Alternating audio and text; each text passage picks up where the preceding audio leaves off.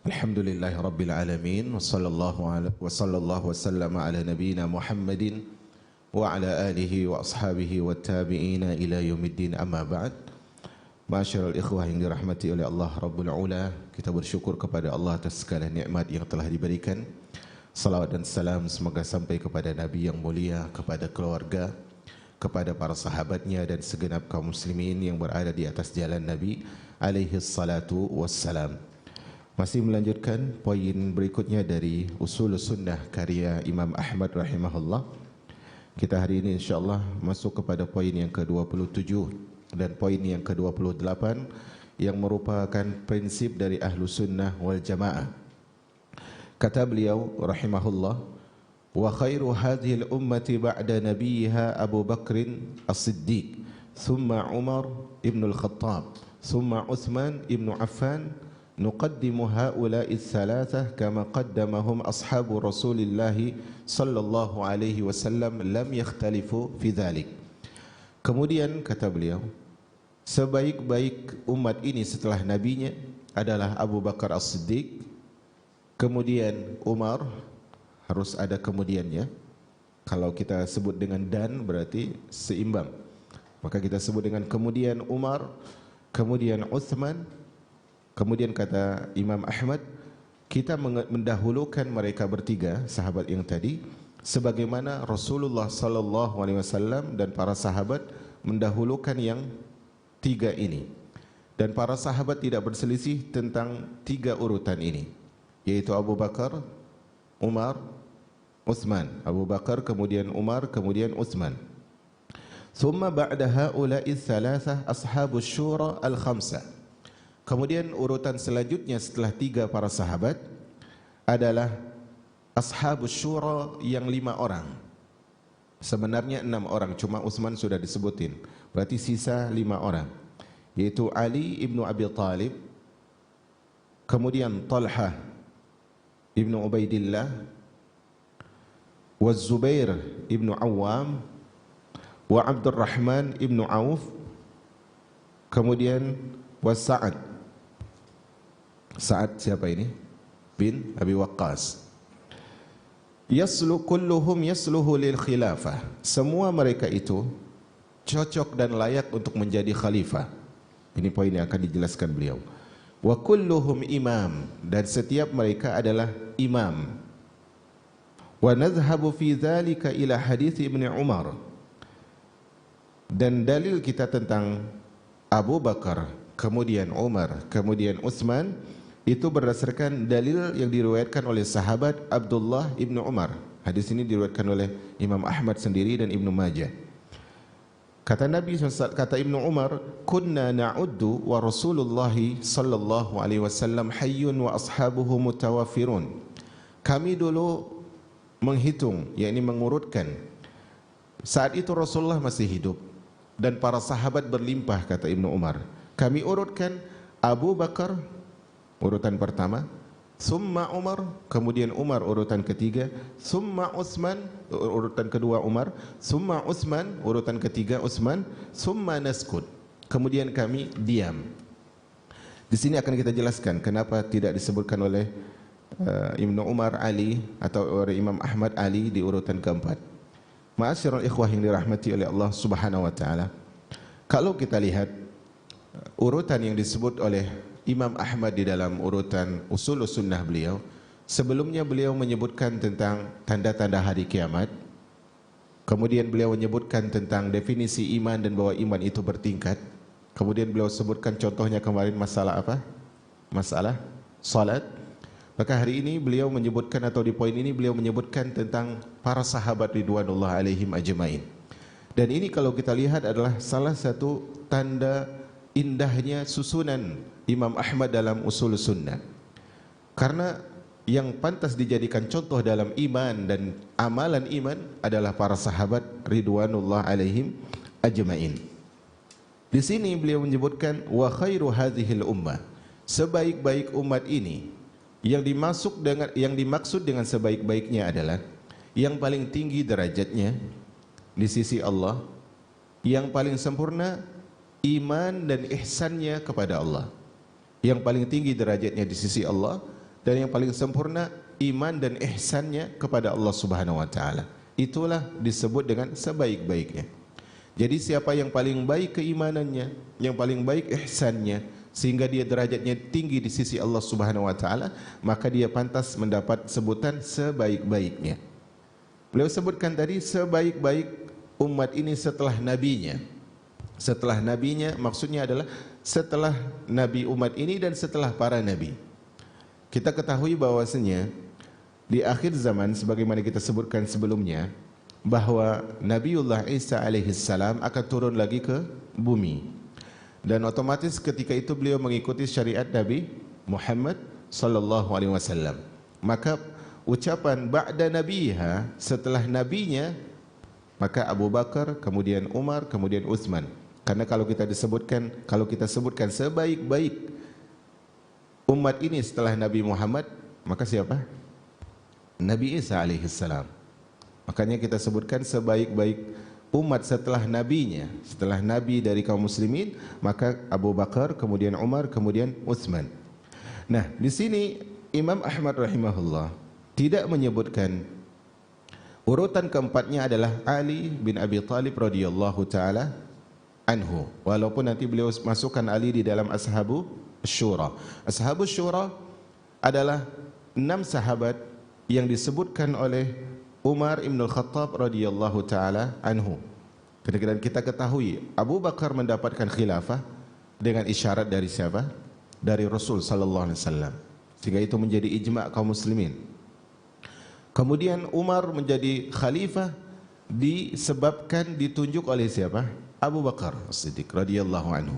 Adapun Umar ibn al-Khattab di masa khilafah beliau, di saat beliau menjelang wafatnya beliau radhiyallahu anhu, beliau tidak mau merekomendasikan siapapun. Maka dibentuklah Ashabus Syura yang 6 orang tadi. Yaitu ada Utsman, ada Ali, ada Talha, ada Zubair, Abdurrahman dan juga Sa'ad bin Abi Waqqas. Karena di antara pendapat Umar adalah beliau tidak mau mengambil resiko siapa nanti yang akan menjadi khalifah setelah beliau. Maka di sini Ali masuk dalam urutan keempat kalau dilihat dengan kelanjutan nasnya Imam Ahmad, yaitu kemudian Ashabus Syura yang 5. Siapa yang pertama kali disebut? Ali. Tetapi dalam paragraf pertama beliau cuma menyebutkan Umar, kemudian Abu Bakar, kemudian Umar, kemudian Utsman, summa naskut. Kemudian kita diam. Itu kan riwayat Ibnu Umar kan? Nah, di sini beliau tidak menyebutkan Ali di urutan keempat. Pertama adalah karena adabnya Imam Ahmad kepada hadis Nabi SAW. Hadis Nabi tidak menyatakan Ali di situ. Hadis Nabi tidak menyatakan Ali di urutan keempat. Adapun 2 khalifah yang pertama banyak keutamaan mereka. Rasulullah selalu menyebutkan dakhaltu ana wa Abu Bakar wa Umar. Aku masuk bersamaku Abu Bakar dan Umar. Kharajtu, aku keluar, ana wa Abu Bakar wa Umar. Aku keluar bersamaku Abu Bakar dan Umar. 2 sahabat ini keutamaan mereka sangat jelas.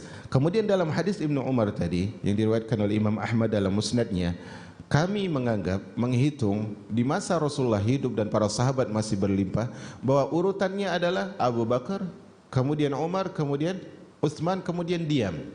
Maka berdasarkan dalil inilah Imam Ahmad tidak mengurutkan Ali di urutan keempat secara dalil. Dan ini adalah salah satu adab seorang ketika berhadapan dengan dalil. Walaupun dia melihat orang ini berada di urutan sekian setelah urutan yang disebutkan oleh dalil, tapi dia tidak menyebutkan karena khawatir orang menganggap bahwa itu adalah bagian dari dalil.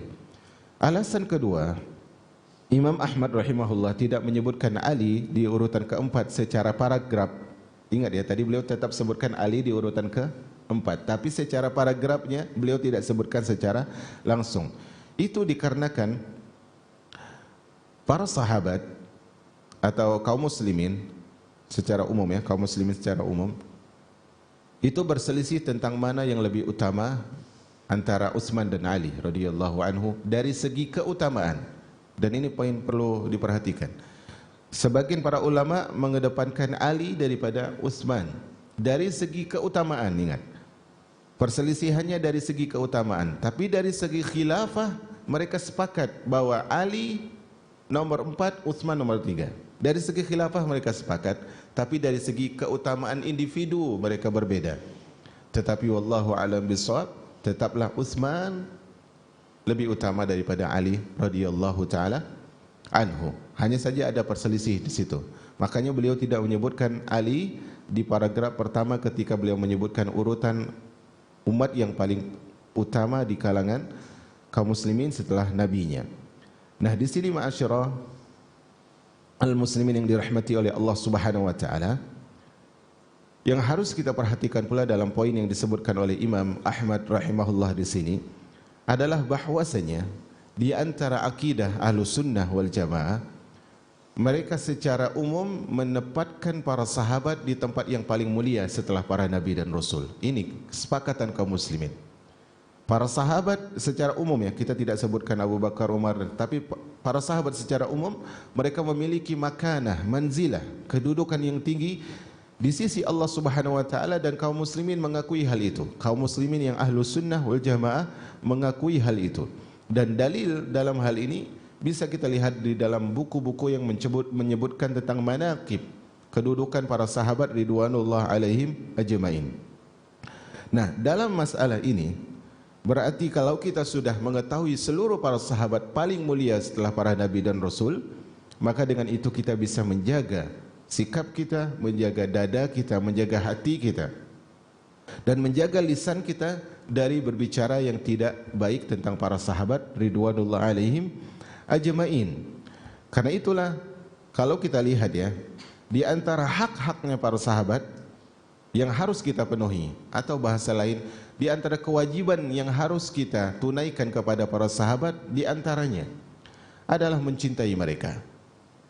Mencintai mereka, kemudian adalah membela mereka, dan yang ketiga adalah, ini di antaranya saja, saya ambil 3 poin besar, yaitu tadi mencintai mereka, membela mereka, dan yang ketiga adalah mencontoh mereka. Kalau 3 hal ini sudah ada, kecintaan, pembelaan, dan mencontoh mereka itu sudah ada dalam setiap hati kaum muslimin, maka akan sangat mungkin kaum muslimin itu tidak mencaci dan tidak mengganggu haknya para sahabat ridwanullah alaihim ajmain. Nah, para sahabat ridwanullah alaihim ajmain ini mereka bertingkat-tingkat sebagaimana kita sebutkan nanti, yang disebutkan oleh Al-Imam Ahmad rahimahullah dalam kelanjutannya, karena poin ini panjang, yaitu adalah kita akan sebutkan dulu tentang antara Utsman dan Ali radhiyallahu taala anhu. Utsman dan Ali sebagaimana kita sebutkan tadi adalah para sahabat itu berselisih dalam masalah apa? Masalah keutamaan individu, bukan dalam masalah khilafah. Para sahabat dan kaum muslimin sepakat bahwasanya khilafah nomor 3 paling berhak kepada Utsman radhiyallahu taala anhu. Nah, dalam menyikapi kedudukan Ali itu ada 3 kelompok. Kelompok pertama adalah Ahlus Sunnah wal Jamaah, yang mereka menyatakan bahwasanya Abu Bakar, kemudian Umar, kemudian Utsman, baru Ali itu yang berhak menjadi khalifah. Ini adalah kelompok Ahlus Sunnah wal Jamaah. Kelompok yang kedua, ya, kelompok yang kedua adalah orang-orang Syiah, yang mana tentunya mereka lebih mengedepankan Ali daripada seluruh para sahabat, lebih mengedepankan Ali daripada seluruh para sahabat ridwanullah alaihim ajmain. Maka para ulama menyebutkan, atau saya sebutkan dulu kelompok yang ketiga. Kelompok yang ketiga adalah An-Nawasib. An-Nawasib pakai sad. Itu adalah kelompok yang membenci para sahabat ridwanullah alaihim ajmain, termasuk Ali. Termasuk Ali dibenci. Dan ini adalah kelompok yang memiliki pemahaman Khawarij yang nanti akan kita sebutkan, semoga waktu mencukupi. Ma'asyiral ummah yang dirahmati oleh Allah Subhanahu wa taala. Siapa yang mengedepankan Ali di atas Utsman dalam masalah khilafah, maka dia adalah kelompok yang menyimpang, dan itu tidak berlebihan. Karena para ulama dan para sahabat ijma bahwasanya Utsman lebih berhak mendapatkan khilafah daripada Ali baru kemudian nanti di posisi keempat ditempatkan oleh Ali. Maka Syekhul Islam Ibnu Taimiyah rahimahullah menyebutkan, man qaddama Aliyan ala Utsmana fahuwa adallu min himari ahlihi. Siapa yang mendahulukan Ali daripada Utsman dalam khilafah, poinnya di sini ya tadi ya, dalam khilafah, maka dia lebih sesat daripada keledai keluarganya. Ini ucapan Syekhul Islam Ibnu Taimiyah rahimahullah. Kemudian beliau rahimahullah mengatakan juga dalam ucapan yang lain, Ibnu Taimiyah mengatakan, man qaddama Aliyan ala Utsman faqad azra bil muhajirin. Siapa yang mendahulukan Ali daripada Utsman dalam masalah khilafah, maka berarti dia telah merendahkan pendapatnya para sahabat ridwanullah alaihim ajmain. Ini poin prinsip ma'asyiral ummah yang dirahmati oleh Allah Subhanahu wa taala. Maka dalam hal ini kaum muslimin sepakat khilafah yang ketiga atau khalifah yang ketiga dipimpin oleh siapa? Utsman ibnu Affan radhiyallahu taala anhu. Dan para sahabat, para tabi'in ijma dalam hal ini sehingga tidak ada lagi yang bisa menggugat ijma'nya para sahabat ridwanullah alaihim ajmain. Kemudian orang-orang Syiah mereka mengatakan bahwa sebenarnya para sahabat itu menyembunyikan nas yang disampaikan oleh Rasulullah bahwasanya setelah Rasulullah wafat, Ali lah yang berhak mendapatkan khilafah. Dan ini adalah kedustaan orang-orang Syiah kepada para sahabat ridwanullah alaihim ajmain. Suatu hari ada perselisihan antara Khalid ibn Walid dengan seorang sahabat. Saya tidak ingat apakah dia Mu'adz ataukah Bilal bin Rabah. Yang jelas salah seorang sahabat yaitu Khalid berselisih dengan sahabat yang lain, sehingga muncullah ucapan mencela sahabat yang satu lagi oleh Khalid radhiyallahu taala anhu. Maka apa kata Rasul sallallahu alaihi wasallam? La tasubbu ashabi. Fawallazi nafsi biyadi law anfaqa ahadukum mithla Uhudin dhahaba ma balagha mudda ahadihim wala nasifa. Janganlah salah seorang di antara kalian mencela sahabatku. Ucapan ini diucapkan kepada siapa? Kepada Khalid. Perhatikan, saya pernah baca sebuah syarah dan saya punya syarahnya di rumah dan itu dalam bentuk terjemah yang saya miliki. Syarahnya mengatakan, yang jelas ucapan di syarah tersebut menyindir Khalid lah radhiyallahu anhu. Jadi ini sebenarnya tidak bagus.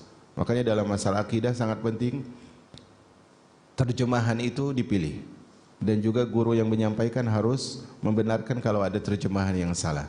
Kata Nabi sallam, la tasubbu ashabi. Ucapannya kepada siapa? Kepada Khalid. Ini kata dia menandakan buruknya akhlak Khalid. Harusnya tidak seperti itu kan ya. Tadi kita sebutkan, kita mencintai sahabat, kemudian kita apa? Membela mereka dan mencontoh mereka. Naam, saat itu Khalid radhiyallahu taala anhu terkena sifat jahiliyah yang dibawa beliau karena beliau termasuk salah satu orang yang terlambat masuk Islam. Kata Nabi SAW, janganlah kalian mencela sahabatku. Kalau seorang di antara kalian berinfak sebesar gunung Uhud dengan infak emas seberat gunung Uhud, itu tidak bisa menyamai satu mud, 2 genggaman infak sahabatku ataupun separuhnya. Nah di sini menyebutkan kalau sekelas Khalid diwanti-wanti oleh Rasul, maka bagaimana lagi orang-orang yang bukan merupakan sahabat Nabi alaihi salatu wassalam. Maka orang-orang Syiah mengatakan bahwasanya ahlu sunnah, yaitu para sahabat, maksudnya para sahabat yang kita yakin mereka adalah ahlu sunnah, mereka mengatakan para sahabat menyembunyikan wasiat Rasul bahwa Ali lah yang berhak menjadi khalifah. Maka hal ini tidak benar. Kemudian di antara hal yang merupakan syubhat juga dalam masalah ini adalah, itu tadi syubhat orang Syiah ya. Syubhat yang lain yang disebutkan oleh kelompok yang berbeda pula, dan ini juga diambil juga oleh orang-orang Syiah, adalah di antara tanda bahwasanya Ali lebih berhak khilafah adalah bahwasanya lihat Muawiyah merampas khilafahnya Ali. Setelah terbunuhnya Utsman radhiyallahu anhu, kaum muslimin terpecah, kan begitu ya? Kaum muslimin terpecah di antara kelompok dipimpin oleh Ali, kelompok yang satu lagi dipimpin oleh Muawiyah bin Abi Sufyan radhiyallahu taala anhuma. Nah, mereka mengatakan, lihat tuh, terbuktikan bahwasanya para sahabat merampas khilafah dari Ali. Mungkin di masa Umar, di masa Abu Bakar tidak terlalu jelas, di masa Umar tidak terlalu jelas, di masa Utsman tidak terlalu jelas. Tapi lihat di masa setelah wafatnya Utsman, ternyata Muawiyah yang juga merupakan sahabat Nabi mengambil apa? Khilafahnya siapa? Ali. Maka para ulama menjawab tidak demikian. Muawiyah bin Abi Sufyan saat itu memang belum membaiat Ali bin Abi Thalib radhiyallahu anhu. Tetapi bahasanya belum, bukan tidak mau. Dengan pertimbangan apa? Muawiyah adalah keluarga dari Utsman ibnu Affan radhiyallahu anhu. Dan Utsman ibnu Affan radhiyallahu anhu terbunuh secara zalim oleh orang-orang Khawarij. Dan Muawiyah bin Abi Sufyan ingin kita bersatu dulu menumpahkan darah atau mengkisos orang yang membunuh Utsman. Ini keinginan dari Muawiyah bin Abi Sufyan radhiyallahu taala anhu. Tetapi Ali inginnya berbeda. Kalian gabung dulu bersama khilafah kaum muslimin, kita bersatu baru kita perangi. Ini istihad dua sahabat yang berbeda. Yang satu ingin gabung dulu dalam khilafah, baiat khilafah yang dibaiatkan kaum muslimin, walaupun Ali tidak menyatakan beliau, tapi kan kaum muslimin telah sepakat itu. Tapi kata Muawiyah enggak, kita kisos dulu baru kemudian kita tentukan khalifahnya. Yaitu kita baiat Ali bin Abi Thalib radhiyallahu taala anhuma, yaitu an Ali wa an Muawiyah ibnu Abi Sufyan. Di sini perbedaannya. Bukan Muawiyah menentang siapa? Khalifah yang keempat, tidak. Tetapi ada perbedaan istihad yang kata Nabi sallallahu alaihi wasallam, "Idza istahada hakim, idza istahada al-hakim." Kalau seorang hakim, dan Muawiyah berhak menjadi hakim, Ali berhak menjadi hakim. Kalau masing-masing beristihad, in asaba falahu ajran. Kalau dia benar dalam istihadnya, dia dapat 2 pahala. Wa in akhta'a falahu ajrun wahid. Kalau dia salah, dia mendapatkan 1 pahala. Maka di sini sama sekali tidak ada proses perampasan khilafah dari siapa? Dari Muawiyah kepada Ali bin Abi Thalib radhiyallahu anhu. Kemudian di antara ucapan yang masyhur kaum muslimin adalah ucapan yang menyebutkan bahwasanya Umar ibnu Abdul Aziz adalah khalifah yang kelima. Pernah dengar ucapan ini? Umar bin Abdul Aziz adalah khalifah yang kelima.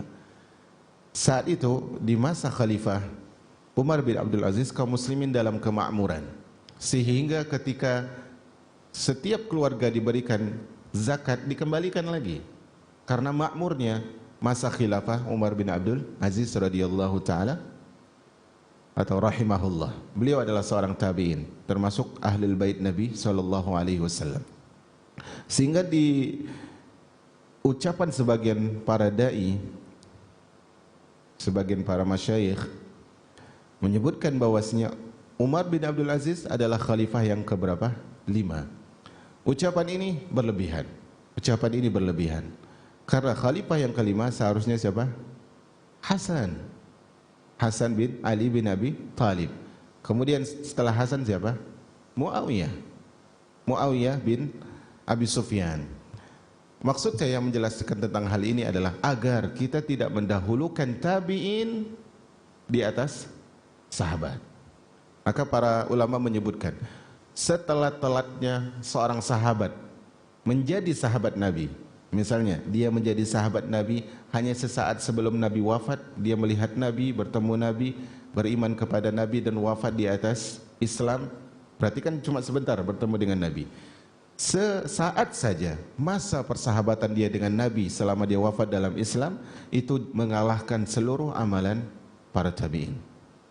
Jadi tidak pantas kita mendahulukan Umar bin Abdul Aziz daripada siapa? Sahabat-sahabat yang lain termasuk Hasan dan juga Muawiyah ibnu Abi Sufyan radhiyallahu taala anhuma. Berkata Al-Imam Al-Barbahari rahimahullah, ini ada dalam Syarh Sunnah. Beliau mengatakan, qala Tu'mah ibnu Amr, berkata Tu'mah ibnu Amr wa Sufyan ibnu Uyainah Dan berkata pula Sufyan ibnu Uyainah, man waqafa inda Utsman wa Ali fahuwa Syi'i. Perhatikan detailnya ucapan Imam Al-Barbahari. Siapa yang tidak bersikap, tidak mau menentukan siapa yang lebih utama, Utsman atau Ali, maka dia Syiah. Ketika ditanya mana yang lebih utama, Utsman atau Ali, dia mengatakan saya tidak mau memutuskan. Saya khawatir kalau saya memutuskan Utsman saya salah. Saya khawatir kalau saya memutuskan Ali saya salah. Maka dia tidak bersikap. Maka kata Al-Imam Al-Barbahari berarti dia Syiah. Karena jelas kaum muslimin sepakat khilafah yang ketiga adalah siapa? Utsman. Kemudian beliau mengatakan lagi, la yu'addal wa la yukallam wa la yujalas. Orang seperti ini tidak bisa dijadikan sebagai orang yang direkomendasikan karena dia tidak bisa menetapkan. Padahal jelas kaum muslimin sepakat Utsman, kemudian baru Ali. Dan orang seperti ini tidak boleh diajak berbicara karena dia punya paham Syiah dan tidak boleh dijadikan teman untuk duduk. Maka dalam muamalah kaum muslimin bermuamalah bersama orang-orang Yahudi, bersama orang-orang Nasrani, bersama ahlul bidah dalam artian hanya hanya transaksi begitu. Bermuamalah kaum muslimin, bukan berarti teman akrab ya, hanya transaksi. Tapi kepada orang yang seperti Syiah ini, maka tidak ada transaksi sama sekali sebaiknya. Bukan berarti menjadikan mereka ini lebih buruk daripada orang-orang yang benar-benar kafir dalam satu sisi. Walaupun satu sisi lain mereka buruk dan lebih buruk daripada orang kafir. Tetapi maksudnya adalah orang seperti ini sangat buruk dampaknya kalau kita bermuamalah dengan mereka. Kemudian kata beliau, wa man qaddama aliyan ala Utsman fahuwa rafidi. Siapa yang mengedepankan Ali sebelum Utsman, maka dia Rafidah. Bisa dipahami di sini ya. Rafidah itu ada bagian dari Syiah, tetapi Syiah pada umumnya di zaman para sahabat itu banyak. Tetapi Syiah yang paling benci kepada para sahabat adalah Rafidah. Kenapa mereka disebut Rafidah? Ada yang tahu?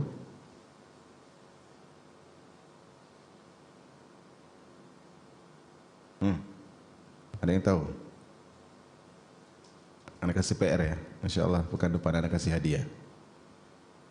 Semampu anak, semoga tidak lupa. Kenapa dia disebut Rafidah? Nah, kenapa Syiah yang ini disebut Rafidah? Itu cari nanti alasannya. Ada di sini tapi anak enggak sebutkan dulu. Semoga nanti hadiahnya bisa bermanfaat. Nah, kemudian kata Imam Ahmad rahimahullah selanjutnya, "Tsumma ba'da ashabis syura ahlu badr minal muhajirin." Tadi kan setelah yang tiga ashabus syura. Siapa tadi? Ali. Kemudian siapa? Talha, Zubair. Kemudian Sa'ad, satu lagi Talha, Zubair, Abdurrahman, Sa'ad. Ada 5.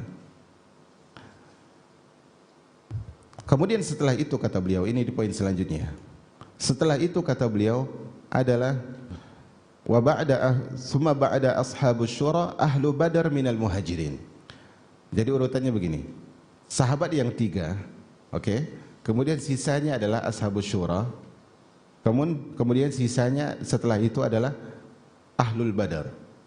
Ahlu badar yang mengikuti perang Badar. Sebagian para ulama menyebutkan yang lebih utama sebelum ahlul Badar adalah ahlul Hudaybiyah. Ahlul Hudaybiyah. Ahlul Hudaybiyah yang berbaiat kepada Nabi sebelum Nabi hijrah kepada kaum muslimin di negeri Madinah. Pertanyaannya, kira-kira mana yang lebih utama menurut antum? Ahlul Badar atau Ahlul Hudaybiyah? Hah? Tidak ada perselisihan.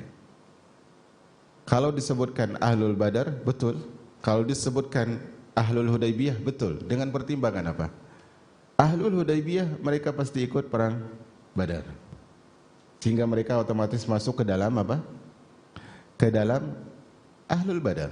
Di sini bisa dipahami ya, tidak ada perselisihan. Hanya saja maksudnya adalah kalau mau diurutkan person per person, di antara Ahlul Badar ada yang tidak ikut baiat Hudaybiyah. Ini urutannya beda lagi namanya. Kalau nama-nama nanti disebutkan. Tapi secara umum itu tidak masalah, insyaallah azza wajal. Kemudian setelah mereka itu, sebelumnya tadi sebenarnya ada penyempurna di antara Ashabus Syura. Ada berapa tadi? Ada berapa? Ada 6. Ditambah khalifah yang 2 berarti ada 8, yaitu ditambah Umar, ditambah Abu Bakar. Sebenarnya ada 2 lagi yang lebih utama setelah itu. Sebelum sebelum orang mengikuti perang Badar. Siapa kira-kira? Ada 2 lagi. Yaitu mereka adalah 10 yang disebut Nabi dijamin masuk surga. Ada 2 lagi, siapa? Sa'id bin Zaid sama Abu Ubaidah Amir Ibn Jarrah. Sebenarnya mereka ini masuk, tapi tentunya adalah mereka masuk kepada juga tadi apa? Kepada kaum muslimin yang masuk dalam muhajirin dan juga masuk dalam perang Badar ridwanullah alaihim ajmain. Kemudian urutan berikutnya, Anda kira kalau Anda panjang lebar nggak cukup waktu, Anda singkat saja. Kemudian Ahlu Badar sendiri itu terbagi 2. Mana yang lebih utama? Yang lebih utama adalah Ahlul Badar yang muhajirin, kemudian baru Ahlul Badar yang ansar. Ini urutan-urutannya. Ahlul Badar yang muhajirin, kemudian baru ansar. Tapi ada pertanyaan lagi. Rasulullah mengatakan hubbul ansari minal iman. Cinta kepada kaum ansar itu tanda iman. Dan tidak disebutkan cinta muhajirin tanda iman. Nah, ini bagaimana? Muhajirin tidak disebutkan demikian, tapi ansar disebutkan demikian.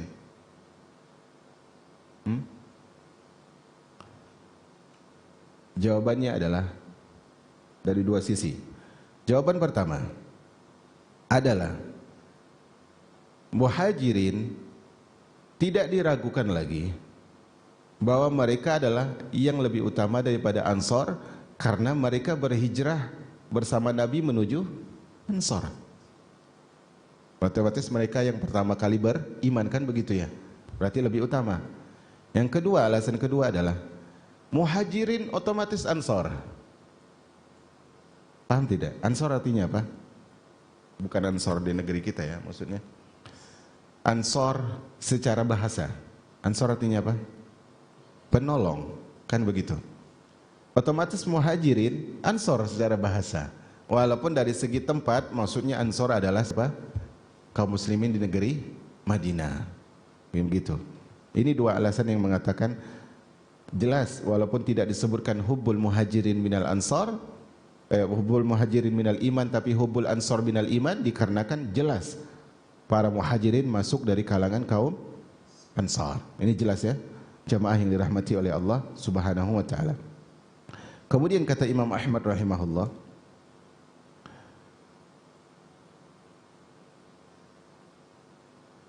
setelah itu, yaitu setelah para sahabat yang kita sebutkan tadi, adalah generasi setelahnya. Saya sebutkan saja ya matannya biar lengkap.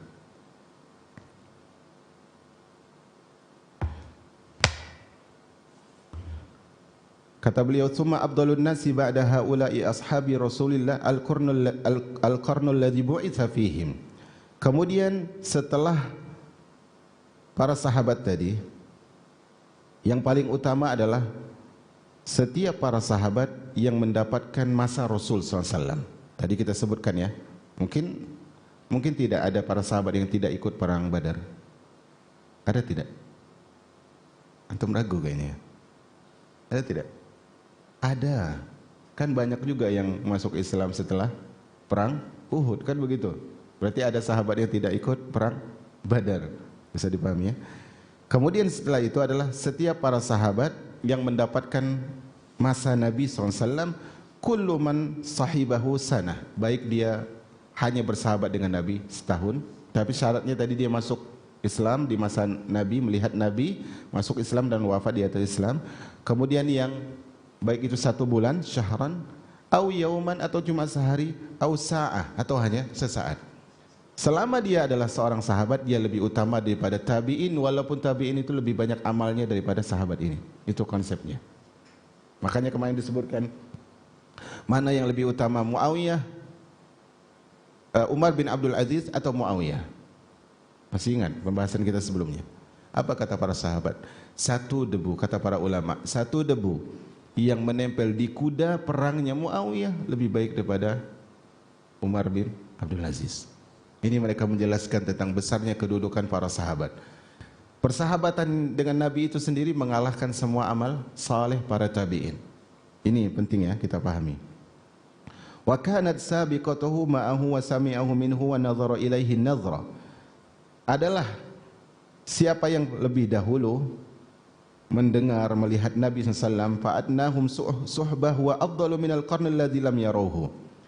Siapapun yang persahabatannya sedikit dengan Nabi, itu jauh lebih baik daripada orang yang sama sekali tidak pernah melihat Nabi SAW, walaupun sebentar.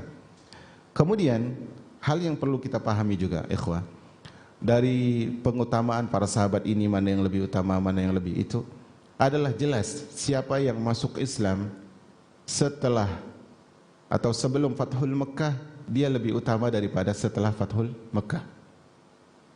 Itu diantara poin tambahannya.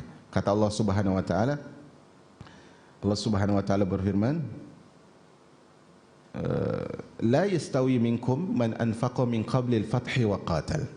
Tidak sama di antara kalian orang yang berinfak sebelum Fathul Mekah dan ikut perang dengan orang yang berinfak setelah Fathul Mekah dan ikut perang. Maka otomatis di sini menandakan kepada kita ada tingkatan para sahabat ridwanullah alaihim ajmain. Walau lakullah bi jami'il a'mal. Ini beliau sebutkan, kalau seandainya tabi'in itu orang yang setelah Nabi, setelah masa Nabi wafat baru dia beriman atau baru dia ada, dia tidak akan lebih utama daripada sahabat yang hanya menemani Nabi sesaat walaupun dia membawa seluruh amalannya. Tidak akan bisa mengalahkan sahabat. Kana haula'il ladzina sahibun nabi wa ra'awhu wa sami'u minhu wa man ra'ahu bi'ainihi wa amana bihi walau sa'ah afdalu li suhbatihi minat tabi'in walau amila kulla a'malil khair. Orang yang melihat Nabi, mendengar Nabi, bersama Nabi walau sesaat, dia lebih utama karena persahabatannya bersama Nabi walaupun dia mendatangkan seluruh amalannya. Walaupun seluruh amalan para tabi'in ini, misalnya dari tabi'in pertama sampai tabi'in terakhir, dikumpulkan amalan mereka, tidak lebih mengutamakan seorang sahabat yang hanya berteman sesaat dengan Nabi sallallahu alaihi wasallam. Maka di sini penting ya. Maka muncul ucapan sebagian orang, andaikan kita hidup di zaman Nabi, maka berarti kita akan insyaallah akan menjadi sahabat Nabi. Iya, kalau jadi Abu Bakar kan gitu. Kalau jadi Abu Jahal, kita tidak tahu kadar iman. Karena contoh, orang yang dikenal Abu Jahal, itu gelar apa nama? Gelar. Abu Jahal adalah gelar. Namanya siapa? Amr bin Hisham. Amr bin Hisham, itu nama Abu Jahal. Di masa sebelum dia menentang Nabi, dia disebut dengan Abul Hakam, seorang yang bijaksana. Seorang yang bijaksana berarti cerdas kan, sehingga dia dianggap bijaksana oleh kaumnya dalam memutuskan perkara. Tetapi kenapa kemudian menjadi Abu Jahal? Karena kecerdasan dia yang dianggap oleh masyarakat tadi ternyata tidak cukup menjadikan dia sebagai orang yang menerima dan membela Nabi sallallahu alaihi wasallam. Nah, sekelas Abul Hakam, Abu Jahal, itu ternyata tidak dipilih oleh Allah untuk menjadi sahabat Nabi. Bayangkan kalau kita, dengan terkadang pola pikir kita yang pas-pasan, terkadang pertimbangan kita justru memudaratkan. Mungkin kalau kita ada di zaman Nabi SAW, mungkin kita akan lebih bahaya daripada Abu Jahal. Wallahul musta'an wa alaihi tuklan. Jamaah yang dirahmati oleh Allah Subhanahu wa taala. Kemudian di antara hal yang ingin saya sampaikan dalam masalah ini, beberapa menit lagi ya, karena ini masa kerja teman-teman, adalah bahwasanya dalam masalah sahabat ini paling utama, sahabat itu paling utama, ini kita tetap kembali kepada ijma' kaum muslimin. kepada ijma' kaum muslimin. Karena dari nas dalil itu adalah dalil yang menyebutkan individu tertentu itu tidak banyak. Seperti Umar didahului oleh siapa? Abu Bakar, itu tidak banyak. Artinya sahabat-sahabat yang lain itu tidak disebutkan namanya.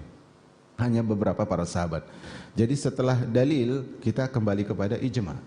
Kembali kepada ijma' para ulama rahimahumullah. Kemudian di antara hal yang perlu kita perhatikan dalam poin para sahabat ini adalah kalau kita dengar tentang perselisihan para sahabat, perselisihan Ali dengan Muawiyah, kemudian Ali dengan siapa? Aisyah dan para sahabat yang lain. Itu kan ada perselisihan. Dalam poin ini kita tidak boleh menyalahkan ini, tidak boleh menyalahkan itu. Dalam poin ini kita tidak boleh menyalahkan kelompok A, kelompok B. Karena jatuh di dalam penyalahan bisa jadi kita tidak adil dalam bersikap. Tidak adil dalam bersikap. Makanya tadi la tasubbu ashabi, jangan kalian caci para sahabatku, kata Nabi sallallahu alaihi wasallam. Kemudian satu hal yang dulu pernah saya bawa khutbah di gedung yang lama adalah bahwasanya tujuan para sahabat ini ada bukan hanya untuk menjadi pendamping Nabi semasa Nabi hidup, tapi tujuan mereka ada adalah untuk menjadi petunjuk bagi kaum muslimin setelah Nabi wafat. Ini yang lebih penting.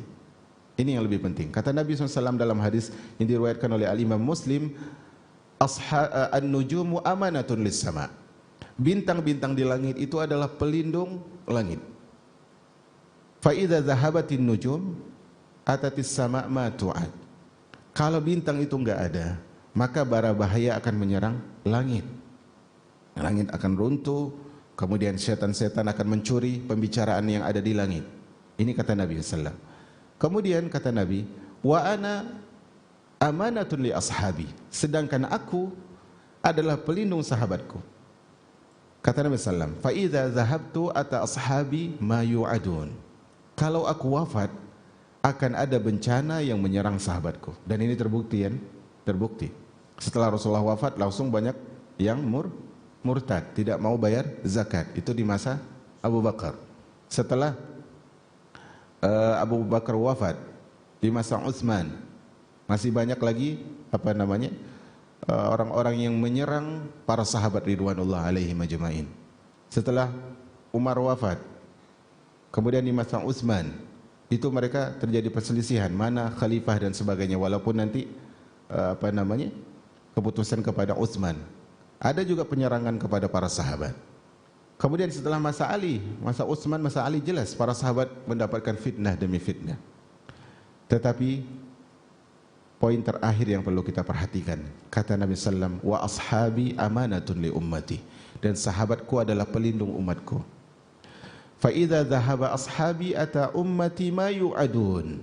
Kalau sahabatku wafat semuanya, maka bencana buruk akan datang menimpa umatku.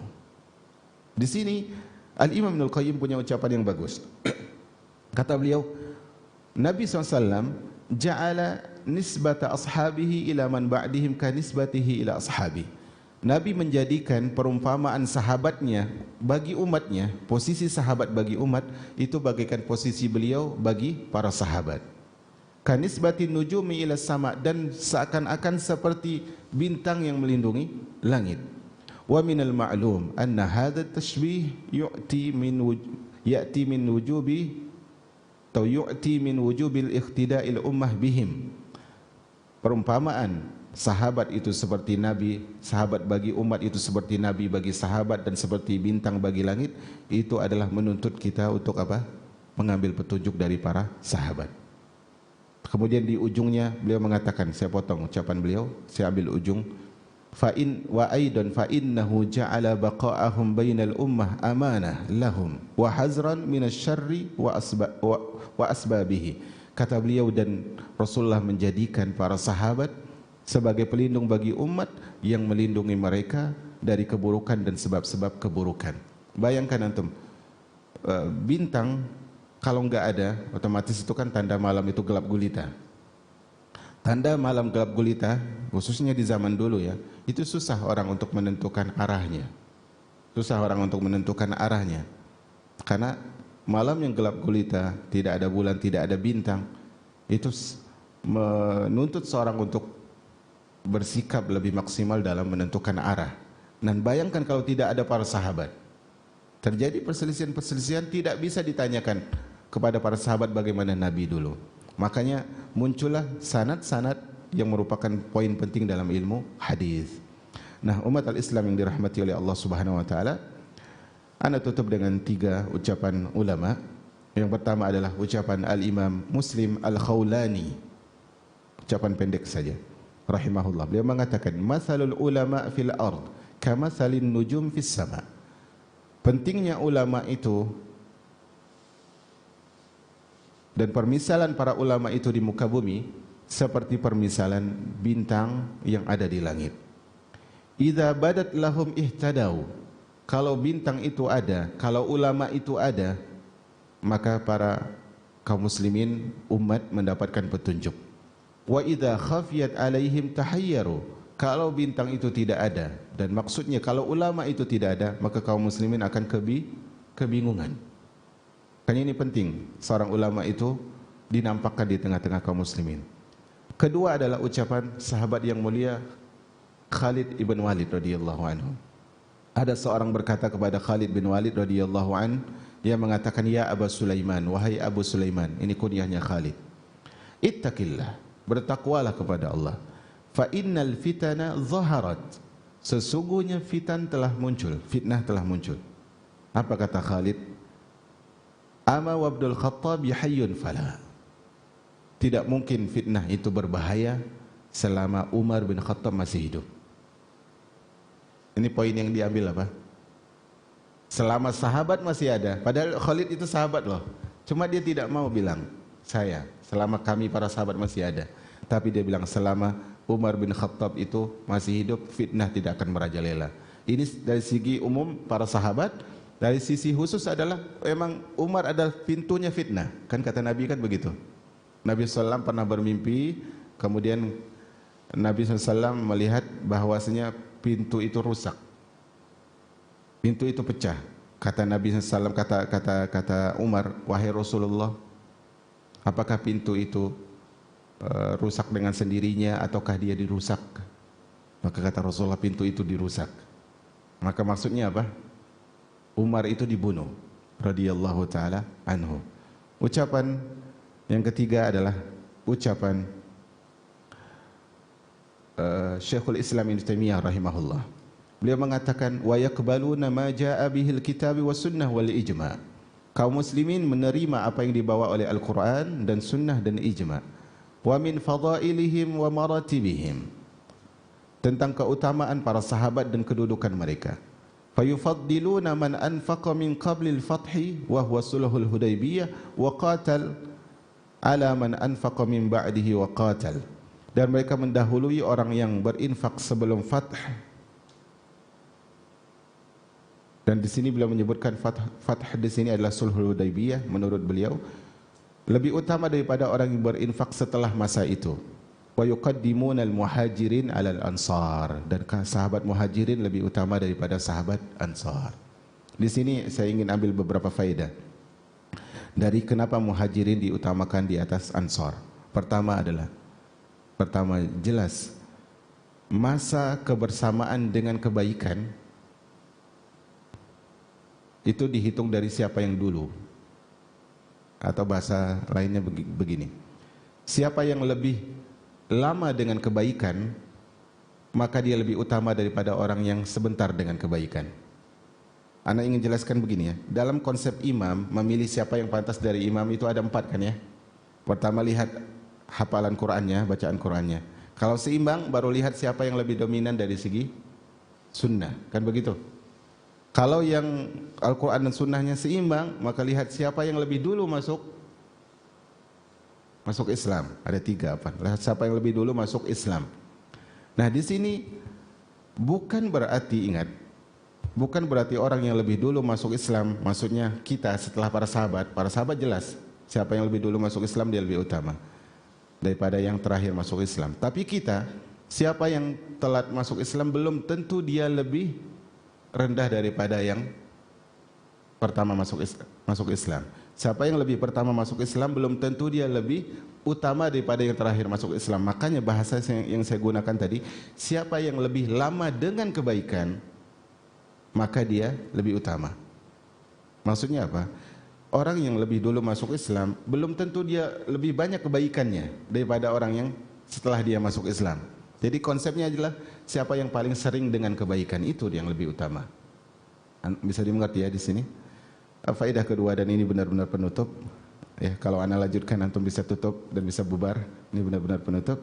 Poin kedua adalah yang ingin saya simpulkan dari majelis kita hari ini adalah bahwasanya kalau kita mendapatkan perselisihan yang terjadi di antara pendapat para ulama dan di saat itu tidak ada zahir Al-Quran maupun hadis, artinya kan kalau berselisih kan kembali kepada Al-Quran dan Sunnah kan gitu.